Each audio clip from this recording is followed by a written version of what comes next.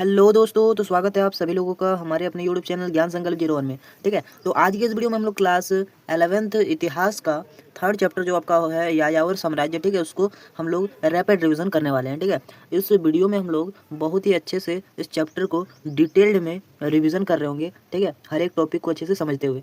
तो चलिए बिना देर किए हुए इस वीडियो को स्टार्ट करते हैं। तो आपका पहला टॉपिक जो बन जाता है वो यायावर साम्राज्य। ठीक है, यायावर साम्राज्य पहला होता क्या है? तो भाई यायावर जो साम्राज्य होता है उसका ना अस्थायी घर नहीं होता है, उसका कोई घर नहीं होता है।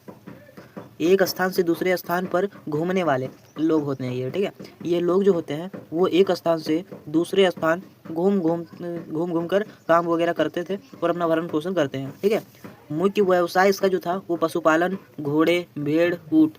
ठीक है, यहाँ के जो लोग मतलब यायावर जनजाति के जो लोग हैं, यायावर समाज के जो लोग हैं, वो क्या करते थे?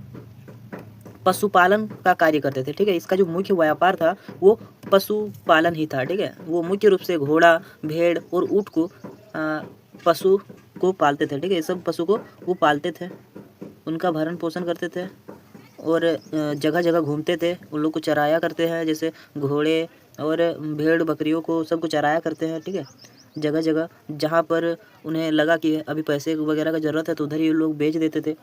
समझ आ रहा है ना? अब अगला देखते हैं इसी में कुछ और पॉइंट। तो इसमें और ज़्यादा पॉइंट दिया गया। ठीक है, अब निवासीय क्षेत्र क्या होता है?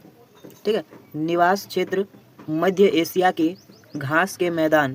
ठीक है, ये लोग जो अपना निवास स्थल कहाँ मानते हैं? मध्य एशिया के घास का मैदान, जहाँ पर भेड़ बकरियों को लोग चराते थे। समझ रहे हैं ना? उसके बाद है कबीलाई व्यवस्था। यहाँ जो सिस्टम था वो कैसा सिस्टम था? कबीलाई व्यवस्था का सिस्टम था। ठीक है, इन लोगों का, यायावर साम्राज्य का। युद्ध में घुड़सवार सेना सबसे बड़ी ताकत होती थी और यायावर साम्राज्य की जो सबसे बड़ी ताकत है वो घुड़सवार है। ठीक है, मतलब लोग क्या करते हैं? घोड़े के ऊपर सवार होकर युद्ध करते हैं। ठीक है, यही लोग का सबसे बड़ा ताकत बन जाता है। अब एग्ज़ाम के पॉइंट ऑफ व्यू से देख लेते हैं इसमें क्या इंपॉर्टेंट है।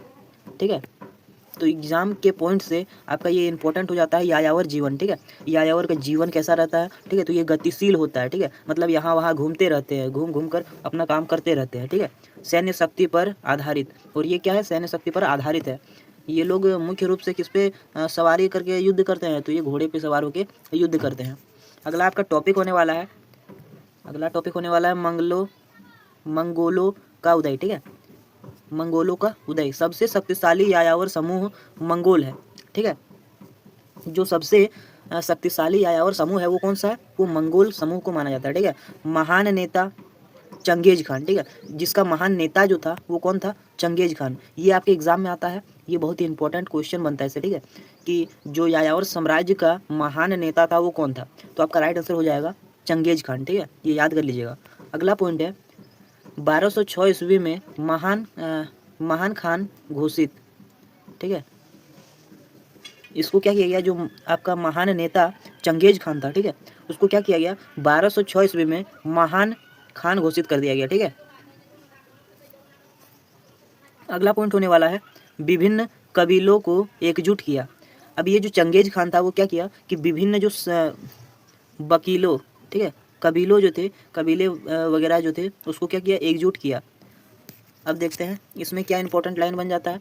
तो इसमें आपका इंपॉर्टेंट एक लाइन बन जाता है एकता और अनुशासन। ठीक है, मंगोल की शक्ति का असली वजह था। ठीक है, वहाँ जो एकता, जो एकजुट है, ठीक है, लोग वो, और उसका जो अनुशासन है, इसी के कारण मंगोल शक्ति का असली वजह था। ठीक है, मंगोल का जो शक्ति है उसका असली वजह एकता और अनुशासन है। ठीक है, अगला पॉइंट देखते हैं। पॉइंट नंबर आपका 3 क्या होने वाला है? तो पॉइंट नंबर आपका 3 है सामाजिक साम्राज्य का विरासत। ठीक है, साम्राज्य का विरासत का बात करें तो चीन, मध्य एशिया, रूस, ईरान तक विजय। ठीक है, जो यायावर साम्राज्य के लोग थे उन्होंने क्या किया कि चीन, मध्य एशिया, यूरोप, ईरान, ये सब जो जगह है सब पे विजय हासिल की, मतलब सबको जीत लिया था। इतिहास का सबसे बड़ा संथाली साम्राज्य। ठीक है, और ये जो यायावर साम्राज्य था वो इतिहास का सबसे बड़ा अस्थाई साम्राज्य था। ठीक है, यहाँ रेशम मार्ग यानी सिल्क रूट पर नियंत्रण, मतलब जो यहाँ के लोग थे उन्होंने क्या किया कि रेशम मार्ग पर नियंत्रण भी इन्होंने ही किया था। ठीक है, अब एग्जाम क्वेश्चन टाइप किस तरह बनता है? देख लेते हैं। तो एग्ज़ाम का जो क्वेश्चन का टाइप होने वाला है, मंगोल साम्राज्य का विस्तार लिखिए। ठीक है, तो आपको अभी हमने क्या बताया, मंगोल साम्राज्य का विस्तार क्या है। मंगोल साम्राज्य का जो विस्तार था वो देख लीजिए, चीन, मध्य एशिया, रूस, ईरान तक विजय। ठीक है, यही हो जाएगा आपका जो चीन, मध्य एशिया, रूस और ईरान। ठीक है, अगला क्वेश्चन बनता है मानचित्र आधारित प्रश्न।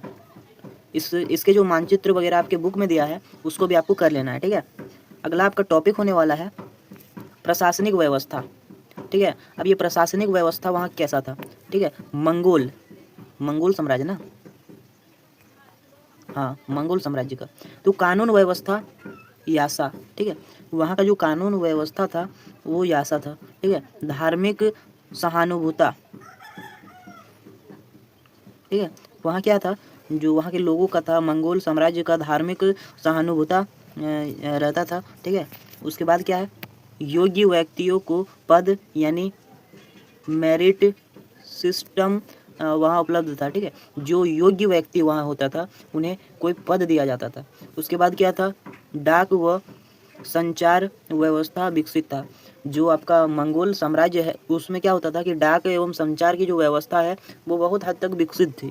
ठीक है, तो अब देख लेते हैं टॉपर के पॉइंट्स ऑफ व्यू से। ठीक है, तो मंगोल केवल युद्ध नहीं, कुशल प्रशासक भी थे। जो मंगोल थे वो क्या सिर्फ योद्धा नहीं थे। ठीक है, वो कुशल प्रशासक भी थे।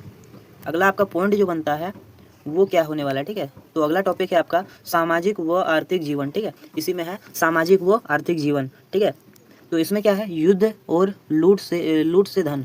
ठीक है, तो इसका मतलब क्या है कि जो मंगोल के लोग थे वो युद्ध करते थे और धन को क्या कर लेते थे, लूट लेते थे।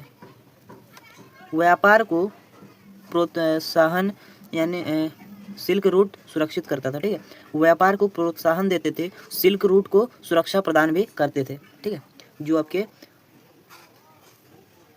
अगला देखते हैं शहरी सभ्यताओं में से संपर्क, सांस्कृतिक आदान प्रदान। ठीक है, शहरी सभ्यता जो था वहाँ का, उनसे वो संपर्क रखते थे जिससे सांस्कृतिक आदान प्रदान होता था। ठीक है, अगला आपका पॉइंट हो जाता है पतन के कारण। ठीक है, और जो आपका मंगोल समुदाय का जो पतन हुआ उसके पीछे का कारण क्या था, तो इसका कारण था विशाल साम्राज्य का विभाजन। ठीक है, ये जो विशाल समाज था उसका क्या किया गया, विभाजन किया गया। आंतरिक संघर्ष, इसका आंतरिक संघर्ष जो हुआ उसकी वजह से भी ये हुआ है। और अलग अलग क्षेत्र में अलग शासन। ठीक है, अलग अलग क्षेत्र में अलग शासन किया गया। ठीक है, यानी इसके वजह से भी अब उतना बड़ा राज्य को वो संभाल नहीं पा रहे थे, इसके वजह से भी उसका पतन होने का ये कारण बना। ठीक है, और क्या था, आंतरिक संघर्ष। ठीक है, अंदर ही अंदर वो लोग जो है बहुत ही ज़्यादा संघर्ष कर रहे थे। ठीक है, क्योंकि जब वो लोग देश को जीत रहे होते हैं तब जो दूसरे देश होते हैं वो लोग को आक्रोश की नज़र से देखते हैं। ठीक है, वो लोग भी उस पर युद्ध करने के लिए बेकाबू हो उठते हैं और इतना बड़ा क्षेत्र को संभालना इन लोगों के लिए जो संभव नहीं था। ठीक है, इसीलिए ये भी उन लोग का पतन का कारण रहा। तो आज के इस वीडियो में इतना ही, मिलते हैं अगले वीडियो में। तो अगर आपने मेरे पहले के वीडियो सबको नहीं देखा है तो आपको मेरे चैनल में प्लेलिस्ट मिल जाएगा, आप वहाँ से देख सकते हैं और समझ सकते हैं।